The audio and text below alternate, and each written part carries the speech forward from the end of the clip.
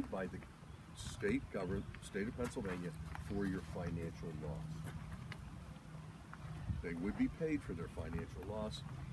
9 years later, when Alexander Hamilton becomes Treasury Secretary. So it's not just the Army here. What about the poor folks? They're in the way. That happened here. Now, girls, I should have done this at first. I forget something. 300 women in the Army. Now, sometimes the girls get upset when I say this. The women of the Army, and they're married to enlisted soldiers, they travel with them, they're called camp followers. The women of the Army did laundry. Now, girls, what do you think about that? Rude. The women have to do. I've had some girls say, that's not fair. Why are girls always stuck doing the wash? And then I would say, I don't want to hear it. Because the soldiers had to do all their own cooking. That's not the benefit. And they knew the importance of, whether it's linen or wool, to keep. They knew that if you got real dirty, there's a good chance you get disease. They had that figured out. So laundry was very important. The problem is, if you're not getting the slaughter yards, let's see, Arby's, Chick-fil-A, Burger King, McDonald's. KFC. Did they have any of that? KFC? Oh, now I will assure you, teachers and chaperones, I will not go into detail in the slaughter yards as to how they eviscerate an animal. We're not going to go into that right now. But if you're not getting enough beef, pork, and lamb, you can't make soap. Oh, they're using the animal fat along with a chemical called lye and ash from the fires. You mix, I've seen them make this stuff. You have a big giant iron pot, a cauldron, and you mix all this animal fat. It was called, you say, why am I mentioning? Stay with me, but so, it was called what they call one of the noxious trades. It just stinks so, making soap. You stir it and it becomes like Jell-O. Then it hardens and they cut it into blocks. Soldiers are to get a keg of soap every 10 days. They're supposed to. And the camp followers are getting all this soap to do laundry. But if you're not getting any meat, you're not getting soap. If you don't get any meat in here, you can't boil down the animal fat even more and strain it for lubrication. Everything rusts up. They're not getting enough soap. And then it starts to smell real foul in these cabins. And the disease spreads. You see where I was going with it. I'm reading this. I said, every soldier for inspection to have a housewife. You know what a housewife meant? You're ready. I'm making kind of a joke. A housewife meant a sewing kit. And I said, every soldier had to have a sewing kit. And I've had the boys say, well, I'm not doing a sewing kit. That's for girls. Did they have zippers and Velcro back then? We just learned about this at Peter once too. Do you remember when they were talking about it with the tape and stuff like that? Looms. So, sewing kit, all these things that keep an army going. And, we're going to talk about soldiers all the time.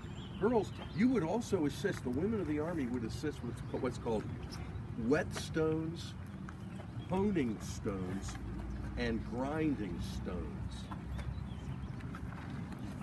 They would have 1,000 soldiers every day, and women with grinding stones. You adults may have to help out when I ask this question. What in the world is a grinding stone, a whetstone, or a honing stone, and what's the purpose of those stones? Grinding stones are sometimes animals eat them. What?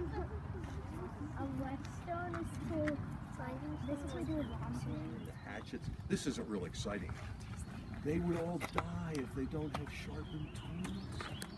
Because of, I'm talking about all this wood and everything. So they're sitting, girls, part of the camp followers' duties is to sharpening tools. Women were also part of the spy network. It was easier for camp followers to sneak into Philadelphia, past the British, and bring word out here.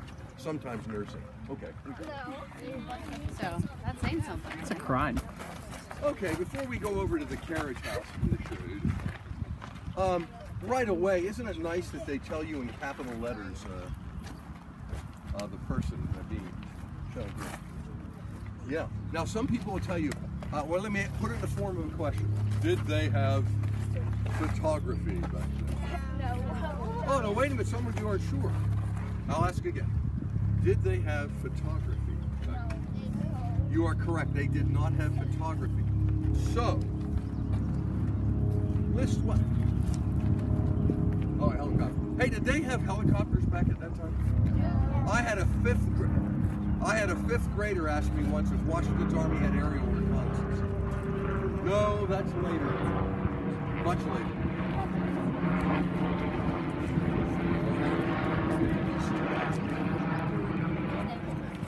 Unless you see somebody up close, since you couldn't take photographs, how do you know what they look like?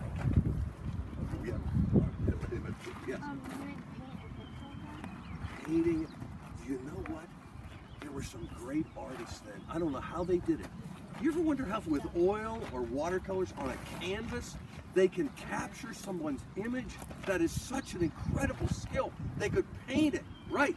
Those paintings though, and they would make some copies, but there are only a certain number of those you can do. Here's another way where you would know really what they look like. There's a French guy comes over here. I won't give you the details, but his name was Houdon, H-O-U-D-O-N. Jean-Antoine Houdon was the finest sculptor in Paris at the time. He comes over here and he says, General Washington, people want to see your image. So General, he's at Mount Vernon. General Washington, take off your coat, take off your shirt, bare-chested. We have 2 sawhorses here. They took some doors off there. Lay down. General Washington, this is right after war. Lie down there. We're going to put 2 straws up your nose so you can breathe. You know what's coming? 2 straws up your nose. Remain perfectly still, General. All right. Then they would get this goopy stuff, and I'm not kidding you when I say it was called plaster of Paris under Jean-Antoine Houdon, or wayside stockman.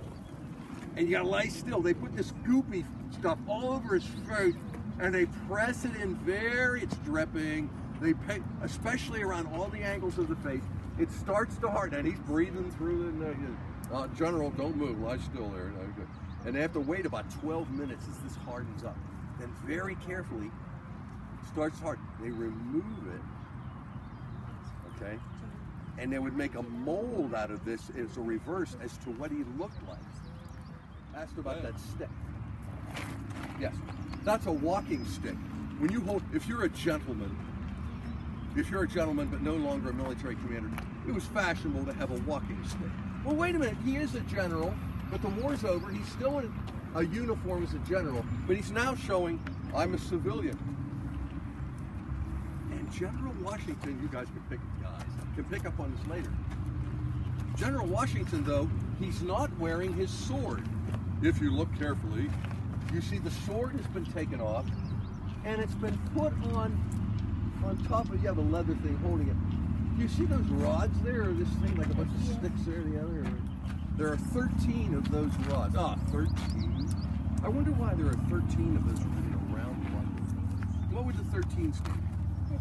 The 13 cones are staked, and they're bound together. You see, in unity, those arrows, they're straight. They're not really bees, they're just, and so if you take off the sword, he puts the sword on what's called the fasces.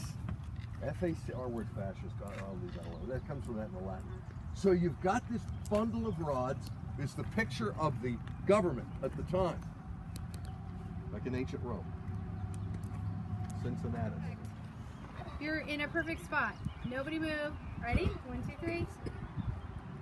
Okay, now I'm going to take a step to this way. Just stay where you are. In fact, that's called the British Quartering Acts, what quarters they stayed. And that's mentioned twice in the Declaration of Independence about private property and the rights of the people. Okay, so this was someone's home. Oh, look at the nice fields. That's the original limestone. And you see in between what they call pointing with the grouting and so on, with the plaster to keep that. We didn't put stucco over it. This is the original pointing style. Then, this was someone's home. General Washington asked permission. General Washington asks permission. General Washington asked permission to use the building. He pays rent. We have a copy of the original receipt. In the 8 years of this war, that's 8 different places. He asked permission. Baggage wagons were here. 50 soldiers were guarding the headquarters. They're called the Commander-in-Chief Guard. For the same, now you don't have to listen to this next 20 seconds. The adult could take it from here. 50 soldiers, the Commander-in-Chief Guard. 1848, they're known as the Old Guard. They guard a certain tomb at Arlington National Cemetery, part of the 103rd United States Infantry Division at Arlington. That's important to us. Yeah, it is. Now, over 70% of this building is original. Girls, no. You've been wonderful. We're just about done. We want to listen. First room on the right. Washington had, you ask kids nowadays what a secretary is, they're clueless. With the internet, who needs them? But we do. 6 lieutenant colonels, their aide-de-camp. One of them, and all the young people have heard of Alexander Hamilton. Yes, he's only 21 years old here. The other lieutenant colonel, but they were using the word genius in front of his name even then. Aaron Burr was here too, but we don't talk about it. So, 5 lieutenant colonels were Washington's personal secretaries, his confidants. He would, we don't picture Washington letting his hair down and really doing him, but he did with these young men. Yves Chalbert Joseph Mortier served de Montpellier Roche. You know his name, his aristocratic title, the Marquis General de Lafayette. The hero of 2 revolutions. Yes, he was here. So first room is the staff officers.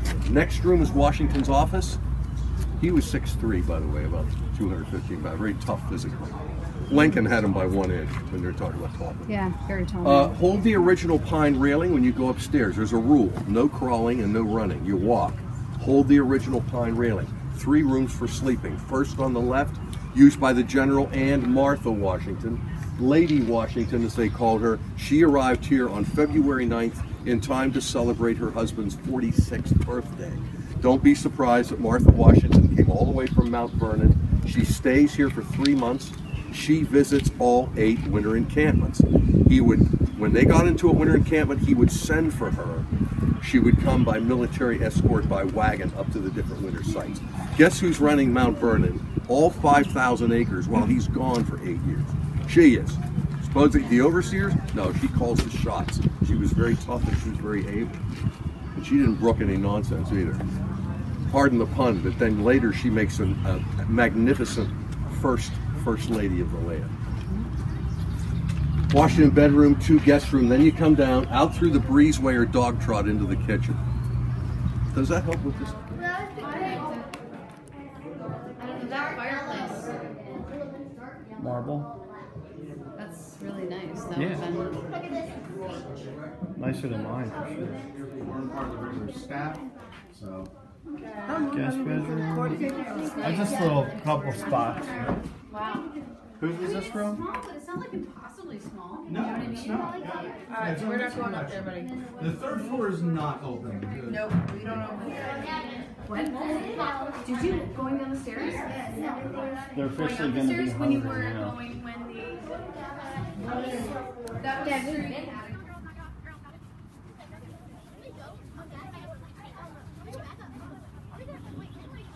Years later, 60 years after the revolution, there's a new invention. They would take steam engines, invented in England in the mining industry, and some guy got the idea of putting a steam engine on top of a flat car and put rails underneath it. The early railroads. I've actually had grown-ups ask me if Washington's army was supplied by rail. As Churchill would say they were very loosely educated. But anyway, did I say that? Railroads. Wow.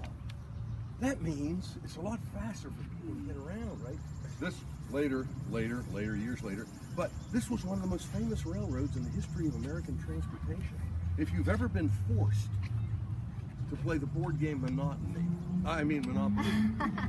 parents. Monotony.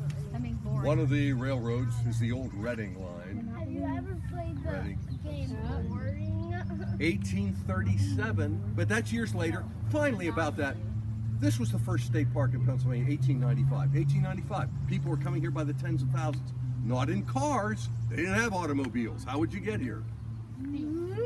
This was the early visitor center. Not up there. Rail. That's how they came in here until 60 years ago. Then people start driving in. Aren't you glad I told you this? Now you feel complete Everything's uphill from now. Thank you very much. Thank you very much.